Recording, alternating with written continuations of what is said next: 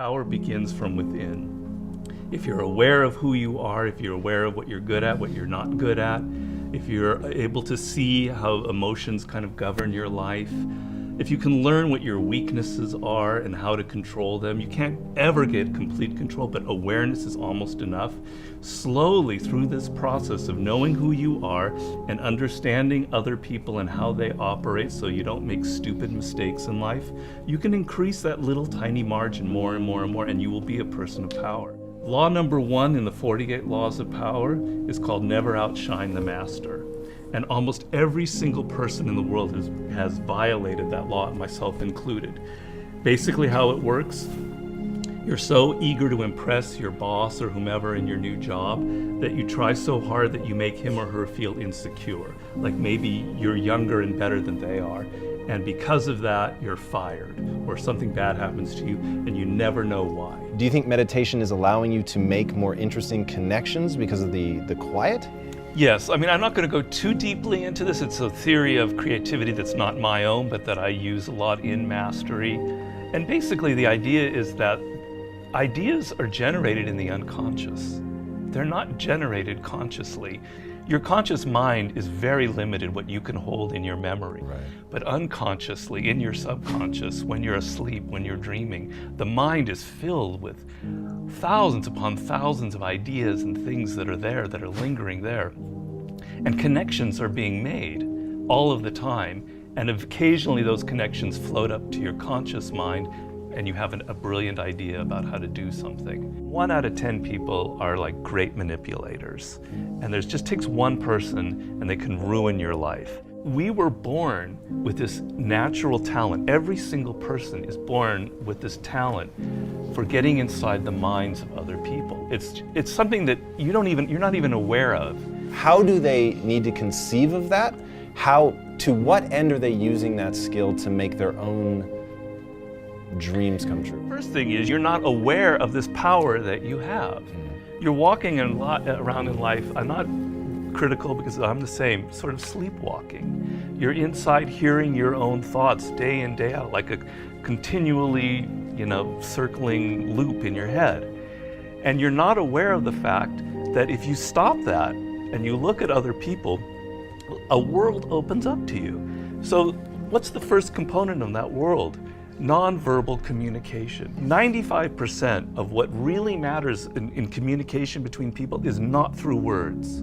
Words are used to deceive you, to disguise what people are really thinking. What are just a step or two that they can take down that path starting today?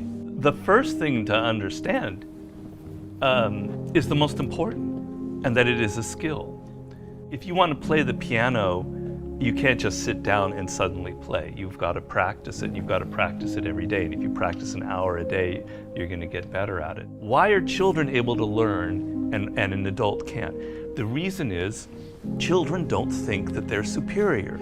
They don't think that they already understand the world. They're this small. They're weak. They're defenseless. They have to learn or they're going to die. They have to learn how to speak the language. They have to learn what's going on with their parents, or they're literally going to die. Do you have tricks that you use for ensuring that genius does not become a young man's game, that your books truly get better and better over time? Basically, every time I begin a book, I'm deathly afraid of failing. I feel like, it's not going to sell as well as the last book. I'm losing it. I got to go back to square one. Each project, each thing that you do in life, you have to kind of create that feeling in the gut like, I don't know if I'm going to be able to pull it off. I don't know if I can go 12 rounds with Floyd Mayweather this time. I don't know it. The secret really to success in life, I have to say, is retaining, I talk about this in Mastery, is retaining your childlike qualities. If you're completely a child, that's not going to work. Negative capability is rule number 1 for being a creative person. And if you don't follow anything else in Mastery, that would be enough. The ability to keep 2 ideas that contradict each other in your mind without feeling uncomfortable, without having to come to a conclusion. You can think about something without rushing to judgment and conclusion. You can be in the moment. You can say, well, it could be this, it could be that, it could be that. And you don't have to decide whether it's A, B, or C. You're open to adopting 3 or 4 different viewpoints. If you love music, don't quit your job and play guitar. Like, you're gonna have a hard time feeding your family. But you have advice for them. What is that advice? Yeah, but people say, live your passion. So these are cliches, and nobody changes their life based on a cliche. You've got to do hard work, and to do hard work, you have to have a roadmap. Somebody has to show you step to get there. Working for yourself, starting your own company, doing what you love should be everybody's goal. The process begins by first knowing what you really love. And believe me, I do a lot of consulting. A lot of people have no self-awareness. They don't even really know what it is that they were meant to do in life. They loved music when they were a kid, but then they got into law or whatever because of their parents, and then they don't know who they are anymore. Well, do I really like music? You got to go through that process first of figuring out what it is that really connects to you in a deep, visceral way, what you loved when you were a kid, what still excites you. Once you go through that and you understand it and you've got some clarity about it, okay, how do I incorporate that in my life? So if you're 23 years old, it's a little easier.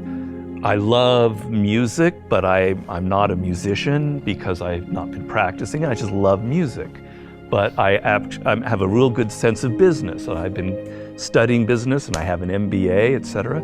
Okay, I've got to now find a way to craft a career that combines my knowledge of business and my love of music. And if I follow that and I do it smart and I plan it out, eventually what starts out with more business than music will end up becoming more creative as I get better and better at it.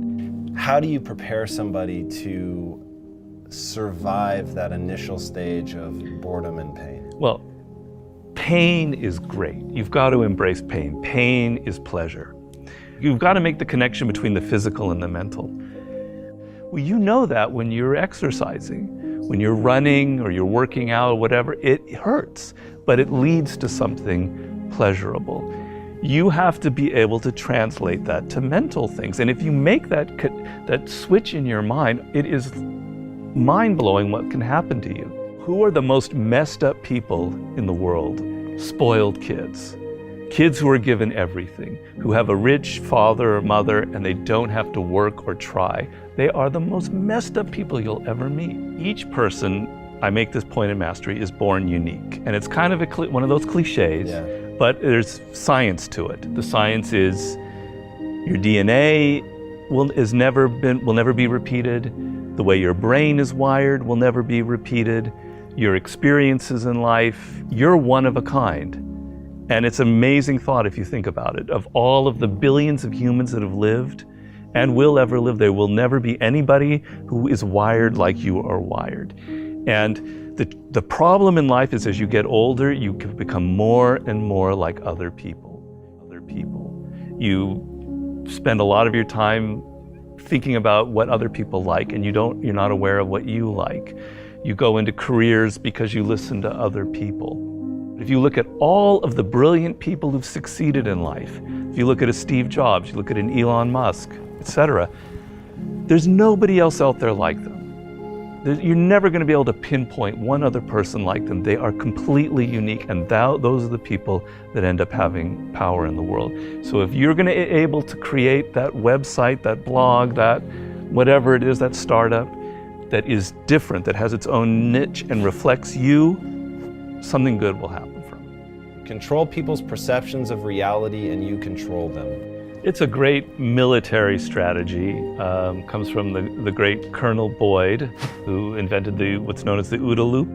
And he came up with the OODA loop, which means orientation, observation, decision, action. You have to observe what is happening, orient yourself into the context of it, decide what you need to do, and act. We want to believe that there are shortcuts to success. We want to believe we can take a drug or we can do something that'll make it quick and easy. But the truth is, it takes grit. It takes persistence. So it's hard to understand what could happen to you in 10 years in a visceral gut way of what it means to have failed in life. And to me, failure in life is not having money. It's not realizing your potential. You're 60 years old and you said, I could have been this, and I never did it. That's like the worst thought I think anybody can have.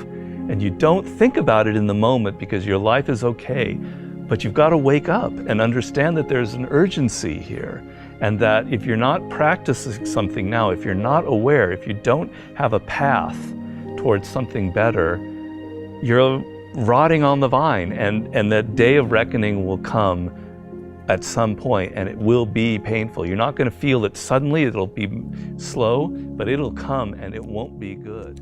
Just being aware that you now have a plan is enough to lift you out of that depression. Okay, I'm working at Burger King, but I know I'm going to get to this community college and get a degree here after I save enough money.